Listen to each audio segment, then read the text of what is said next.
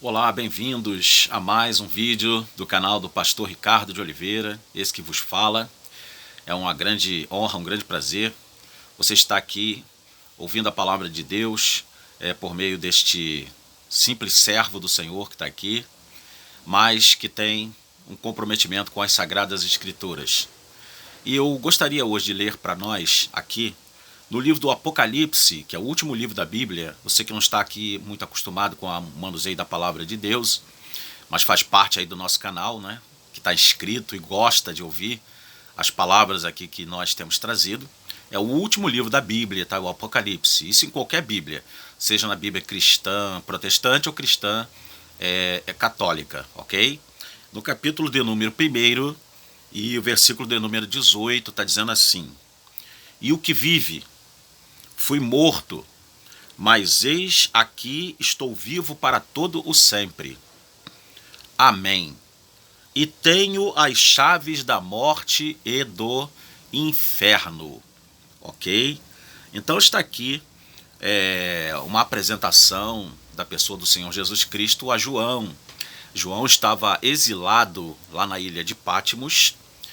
Todos de repente sabem da história, mas alguns pode ser que não saibam.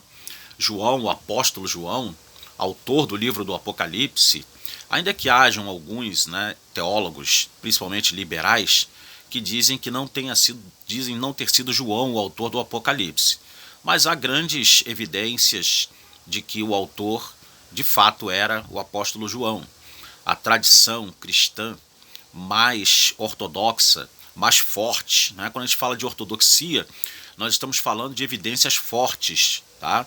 E quando a gente fala de liberalismo, nós estamos falando de evidências que não são tão fortes, mas que deixam assim, de repente, um caminho para se pensar diferente da ortodoxia, ok? Mas as evidências, inclusive os pais pós-apostólicos e os pais apostólicos, diziam, inclusive, que o Apocalipse foi escrito pelo apóstolo João. Inclusive até Policarpo, bispo de Esmirna, que foi discípulo de João, ele diz que o Apocalipse foi escrito por João. Nos seus escritos ele deixa isso registrado.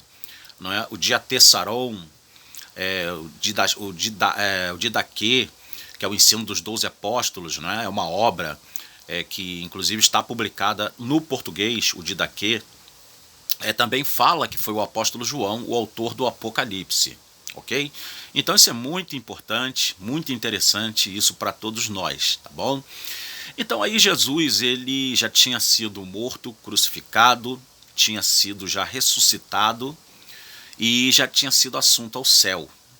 E João estava ali exilado, foi o único dos apóstolos que não morreu por martírio. Tentaram, inclusive diz uma tradição que João, ele foi jogado em uma caldeira de óleo fervente para ser assado vivo, e ele não morreu nessa caldeira. E ele foi exilado, então, por ordem do imperador Domiciano. O imperador Domiciano exilou ele na ilha de Patmos, que fica no mar Egeu. E muitas pessoas, quando fazem, inclusive, visitas, terras santas, aos locais santos, vão até essa ilha, que é conhecida hoje como Ilha Palmosa, no mar Egeu, ali pelas regiões da Ásia, ok? Então, queridos, muitos dizem até, inclusive, que há um local que dizem, apontam os especialistas, os estudiosos, que foi o local onde João possivelmente recebeu as revelações do Apocalipse. É claro que são especulações, mas alguns arqueólogos até se imbuem nesta tarefa de mostrar essas evidências e dizem até, inclusive, que há o local onde ele recebeu as revelações, e muitos vão até aquele local, uma gruta, e muitas pessoas que dizem entrar ali naquela gruta ali sentem a presença de Deus. Já pensou você estar num lugar onde ali o homem de Deus recebeu a última revelação bíblica de Deus, escriturística de Deus, que é o livro do Apocalipse? Que o livro do Apocalipse ele faz o encerramento, o fechamento do cânon, e encerra também todas as verdades proféticas que ainda hão de acontecer ou que algumas já aconteceram, ok? Porque eu creio também que há alguns elementos ali históricos do livro do Apocalipse que já ocorreram. Tá? Isso aí é algo que dá um estudo muito longo, daria um vídeo aí bastante longo para a gente poder explicar. Se formos entrar nessa escola de interpretação preterista, né, e da escola de interpretação histórica, a gente vai ter um bocado de comprovações aí de que algumas coisas que estão no Apocalipse já aconteceram e algumas ainda estão para vir, porque o próprio Senhor, né, usando ali o seu anjo, né, disse que era para entregar para João as coisas que ele viu, as coisas que são e as coisas que ainda hão de acontecer, ok? Então, muito bem, o texto que nós lemos, Jesus ali, ele declara para João, Jesus aparece com uma aparência diferente para João, aparece com os olhos como chama de fogo, aparece com o cabelo branco como a lã, aparece com uma voz tão poderosa como de muitas águas, com os pés reluzentes como latão, quando recebe o brilho do sol. Enfim, é um Jesus diferente daquele Jesus que João estava acostumado a lidar, a ver. E a Bíblia diz que João ele cai como se estivesse morto. Por quê? Porque a visão foi aterradora. Foi uma visão assim, sabe, de uma realidade que ele não estava acostumado a ver. E ele então cai como morto aos pés do Senhor. Aí o Senhor dá essa palavra que acabamos de ler agora no livro do Apocalipse, né? Nesse versículo tão glorioso que é o 18, né? Eu que vive, fui morto, mas eis que estou vivo para todo sempre, amém. E tem as chaves da morte e do inferno. Então Jesus ali, ele consola João, e João então, ele consegue sentir que naquela palavra ele estava lidando com o Senhor Jesus, aquele mesmo que ele fez parte do ministério dele terreno aqui, e foi aquele que ele seguiu e que estava a ponto de dar sua própria vida pela causa desse Senhor, do Jesus Cristo de Nazaré, o nosso Messias. Então, querido, tem uma palavra que eu gostaria, o foco do vídeo hoje é exatamente estas palavras finais, que Jesus diz assim: e tenho nas mãos as chaves da morte e do inferno. Ok? Então, eu vou aqui hoje, me perdoe, tá? Se você acredita nisso, me perdoe se você pensa que isso aí aconteceu, me perdoe, né? Se você já ouviu pregações, essas pregações te levaram a chorar, te levaram a se emocionar, te levaram a rodopiar na igreja, né? Que é coisa bem própria de nós pentecostais, né? Sentir essas emoções, dar lugar realmente, né? Eu também gosto da glória a Deus, aleluia, e de vez em quando já houve casos na igreja de eu sentir também uma alegria muito grande, a ponto de eu dar alguns pulos, né? Nada com muito exagero, porque tudo com exagero não é bom, né? Tudo tem que ser com ordem e decência, e isso é o mais importante para nós, mas nós de pentecostais temos essas coisas. Então, quem sabe você já rodou, já girou, já rodopiou, ao ouvir isso que eu vou dizer agora, que Jesus foi no inferno e Jesus tomou das mãos do diabo as chaves da morte e do inferno. Ora, queridos, eu próprio, com 40 anos de cristão, já ouvi muita pregação e já ouvi até estudos bíblicos em escola bíblica dominical, e a gente pergunta ao professor, né? Eu, quando era aluno de escola bíblica dominical, perguntava aos professores: professor, onde está escrito para mim poder ter um texto? Aí eles me mostravam esse texto aí que eu acabei de ler agora, que Jesus fala que tem as chaves da morte e do inferno. Aí eu falei: mas professor, aqui está dizendo que Jesus tem as chaves da morte e do inferno, não está dizendo que ele foi no inferno e tomou da mão do diabo as chaves. Aí os professores: não, mas isso aqui já está provando que Jesus tomou da mão do diabo as chaves da morte e do inferno. Então vocês entendam que aí é um malabarismo exegético. O que é um malabarismo exegético? É você querer dar voz, querer colocar, né, uma interpretação, ou querer colocar uma verdade, entre aspas, num lugar onde não há verdade. Num lugar onde você não tem nada para se agarrar, a não ser uma inferência. Uma inferência. Né, que se você ler a Bíblia, mais uma vez eu faço esse grande desafio aqui, né, leia a palavra de Deus, leia a Bíblia, leia ela de Gênesis até o Apocalipse. Leia os 66 livros. Você não vai achar um versículo sequer que diga que Jesus esteve no inferno, se defrontou com o diabo, e o diabo estava com a chave do inferno na mão dele, e o diabo estava reunido, que eles falam isso nas pregações, né? Dizem que o diabo estava reunido lá no inferno com os demônios, sentado numa cadeira imensa, e lá tinha uma reunião no inferno. Chega a ser coisa até de filme de ficção científica, né? Então o diabo estava ali, reunido com aqueles demônios poderosos lá do inferno. De repente ele ouviu um tremor vindo para lá, para o lado do inferno. As portas do inferno foram derrubadas, e alguns ainda põem Jesus como mal educado. Diz que Jesus, a única vez que ele arrombou, vi um pregador uma vez dizendo que a única vez que Jesus arrombou a porta foi a porta do inferno. Que ele deu um chute na porta do inferno, mandou os anjos que estavam com ele sair da frente, que ele chutou a porta do inferno e a porta caiu, foi projetada longe. E o inferno foi iluminado, que o inferno nunca tinha visto luz. Então a primeira vez que viu foi quando Jesus entrou lá. Olha só aonde a imaginação desses homens e desses pregadores, e até mulheres inclusive pregam e dizem, afirmam, e até onde eles vão com essa imaginação fértil, né? Poderiam até inclusive trabalhar para Hollywood, produzir filmes, porque isso não está escrito na palavra de Deus, não está escrito. Inclusive há um evangelho apócrifo de Nicodemos, chamado Evangelho de Nicodemos. Nicodemos, como vocês sabem, foi aquele homem que foi ter com Jesus, que era um dos líderes dos judeus. Ele era do Sinédrio, era um membro poderoso, um membro forte lá do Sinédrio, e ele foi ter com Jesus à noite. Muitos criticam ele, porque foi à noite, mas era o momento que ele teve para poder encontrar Jesus. Foi à noite, ok?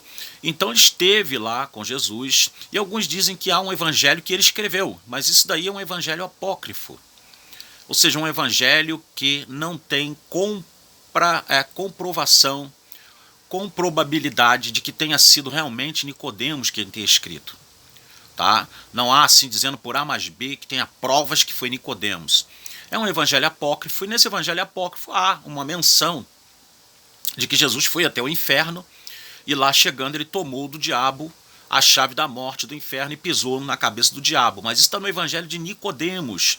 Isso não está em nenhum evangelho, em nenhum texto dos livros do Antigo Testamento, do Novo, em parte nenhuma. Nas epístolas de Paulo não há nada que possa dizer que não está escrito. Está escrito que Jesus teve esse encontro, né, com Satanás e fez então esta tomada de chaves da mão de Satanás. Não. Simplesmente a exegese do versículo aí em questão é essa.